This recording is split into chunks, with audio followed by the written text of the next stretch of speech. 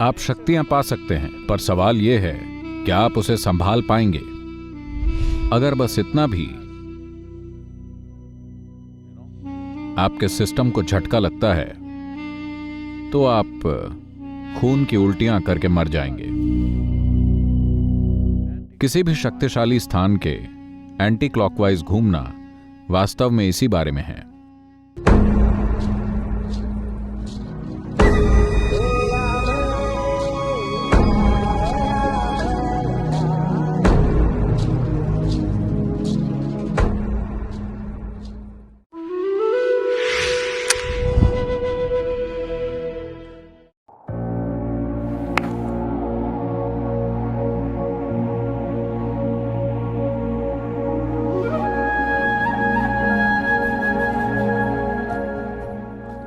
मातो तिपीला में रास्ता घड़ी की उल्टी दिशा में बढ़ता है, तो यहाँ आने वाले सभी लोग घड़ी की उल्टी दिशा में परिक्रमा करते हैं।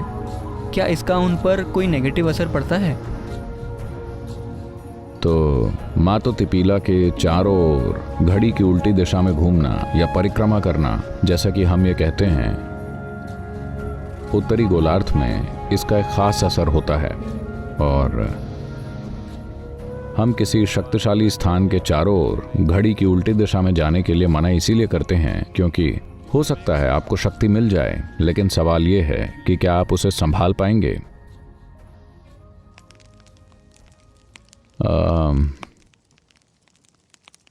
अगर आपका सामना या आपका संपर्क ऐसी ऊर्जाओं से होता है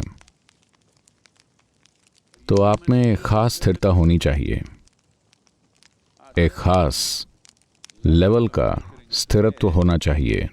नहीं तो सबसे पहले आपका सामना तरह तरह के भयंकर रूपों से होगा।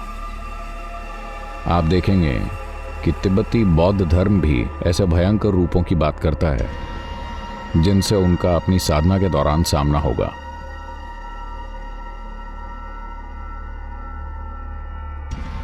और भारतीय तांत्रिक विज्ञान भी उन भयंकर रूपों की बात करता है जिनसे आपका सामना होगा और कैसे आपको इससे ज़रा भी ठिठके बिना गुजरना पड़ता है। अगर आप ज़रा भी ठिठके तो तांत्रिक कहानियों में हर कोई ये बताता है, अगर आपको ज़रा सा भी यानी थोड़ा सा भी झटका अपने सिस्टम में लगता है तो आप खून की उल्टी करते करते मर जाएंगे। हमेशा ये खतरा रहता है कि अगर आपने छिन्नमस्ता जैसा कोई भयानक रूप देखा और अगर आप ठिठक गए तो आप खून की उल्टी करते करते मरेंगे। ये एक आम प्रचलित कहानी है। तो ऐसी विशुद्धि ऊर्जा के चारों ओर यूं घूमना, जो कि शिव के गले का प्रतीक मानी जाती है, जो कि जमा हुए जहर का एक प्रतीक है,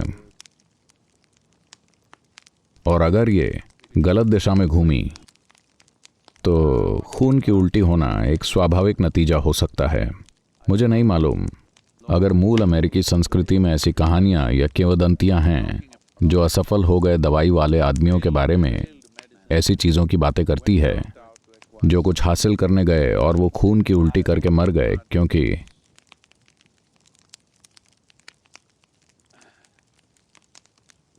विशुद्धि गले में है। अगर ये बिगड़ गई तो ऐसा ही होगा। और शिव का गला नीला है क्योंकि पूरा जहर यहां पर है। जहर या विष को सिर्फ मार देने वाला ही नहीं समझना चाहिए। सांप या दूसरे विषैले जीव अपने अंदर जहर लिए घूमते हैं क्योंकि वही उनके जीवन का आधार है, उनका भोजन, उनका भरण पोषण, और यही उनका अस्तित्व है। बात बस इतनी है कि दूसरे जीव उसे संभाल नहीं पाते। बस इतनी सी बात है।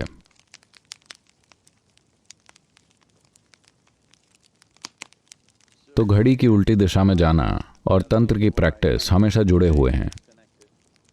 तंत्र विद्या का मतलब है भौतिक ऊर्जाओं से काम लेने का एक दूसरा आयाम। कुछ ऐसे कि ये अनुकूल हो सकता है या अनुकूल नहीं भी हो सकता है, लेकिन मुख्य रूप से हम सिर्फ ऊर्जा के भौतिक आयाम से काम कर रहे हैं। वो रहस्यवाद के अंतर्गत नहीं आएगा, वो आध्यात्मिक प्रक्रिया के अंतर्गत भी नहीं आएगा। तो घड़ी की उल्टी दिशा में किसी भी शक्तिशाली स्थान के इर्द गिर्द घड़ी की उल्टी दिशा में घूमना मूल रूप से उस बारे में है।